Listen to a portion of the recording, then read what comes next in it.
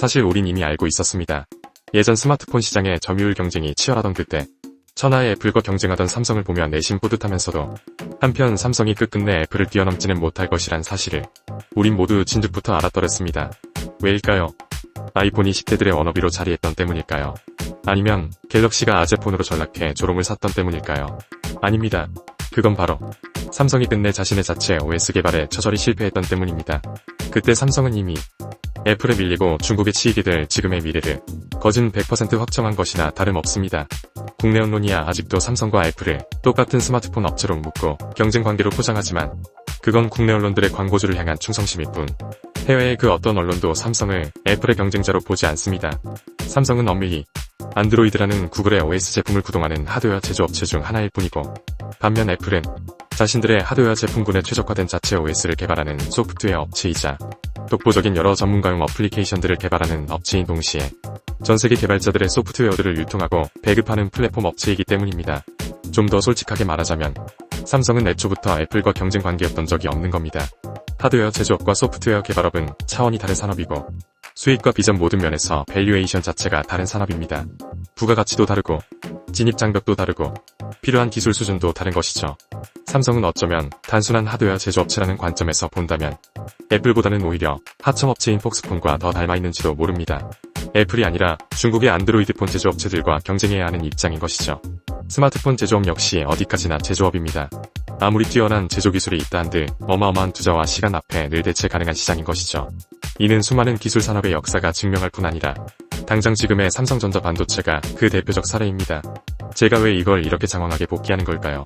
마찬가지이기 때문입니다. 자동차 산업도 마찬가지이기 때문입니다. 자동차 산업 역시 이와 똑같은 양상으로 흘러가게 될 것이며 소프트웨어 역량을 먼저 확보하는 업체가 시장의 수익을 독식하게 될 겁니다. 반면 제조업의 굴레를 벗어나지 못한 업체는 빠른 속도로 도태되겠죠. 자동차뿐 아니라 지금의 모든 산업군이 그 변곡점에 서 있는 것이고 자동차 산업이라고 해서 전혀 다를 이유가 없습니다. 혹시 이 영상을 보시는 분들 중에 아직도 자동차가 레거시 제조업체들의 전유물이라고 믿는 분들이 계신다면 단 한 번이라도 제대로 된 차량용 소프트웨어를 꼭 직접 경험해보시길 추천드립니다.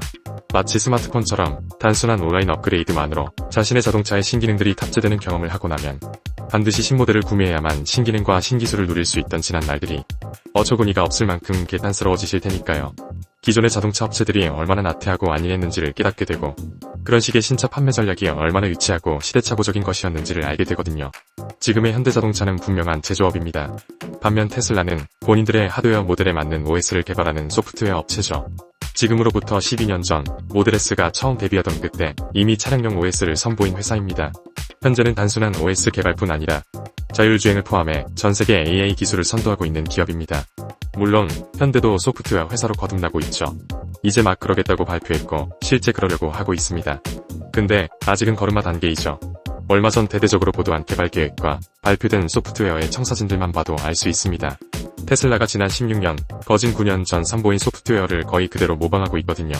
테슬라가 9년 전 제시한 UX를 그대로 채택하고는 이제서야 개발에 착수하고 있는 겁니다. 이런 모습은 사실 현대뿐이 아닙니다. 전 세계의 모든 자동차 업체들이 전부 같은 시도를 했더랬습니다. 소프트웨어 기술 기반의 모빌리티 회사로 탈바꿈을 시도한 것이죠. 바보가 아닌 한 본인들도 아는 겁니다. 안일하게 제조업에 그대로 머물러 있다가는 결국 소프트웨어 기술 기반의 업체들에게 잡아먹힐 것이라는 점을요. 그리고 자신들의 제조 역량 또한 저가 인건비를 앞세운 중국에게 빠르게 따라잡힐 것이라는 점을요. 그러나 안타깝게도 이 변화는 거의 대부분의 업체가 처절하게 실패하고 있는 것이 현실입니다. 어쩌면 당연한 결과인지도 모릅니다.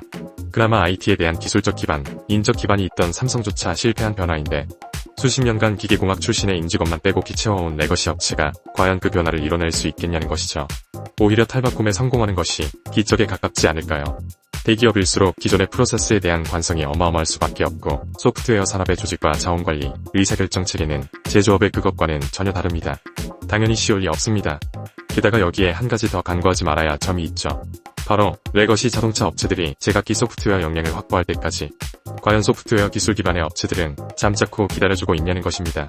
그들이 되려 레거시 제조업체들보다 훨씬 더 빠른 속도로 치고 나가지 않겠냐는 것이죠. 답은 이미 명쾌합니다. 이미 앞선 업체가 심지어 더 빠르게 적응하며 나아갈 테니까요.